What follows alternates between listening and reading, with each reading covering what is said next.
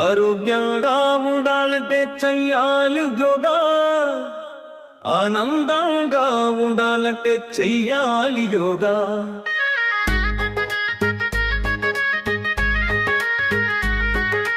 యోగాని ప్రపంచానికి పరిచయం చేసింది భారత్, అందుకే యోగా విశ్వగురు అయింది భారత్. మానసిక ఒత్తిడిని దూరం చేయాలంటే యోగాకి దగ్గర కావాలి, శారీరక అలసటని చిట్టె చెయ్యాలంటే ఆసక్తువ యోగాకే ఉంది.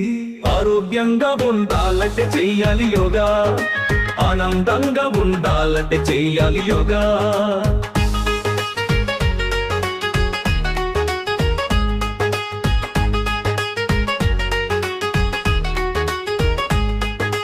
పెద్దగా ఖర్చు లేనిది యోగా, పిల్ల పెద్ద చెయ్యద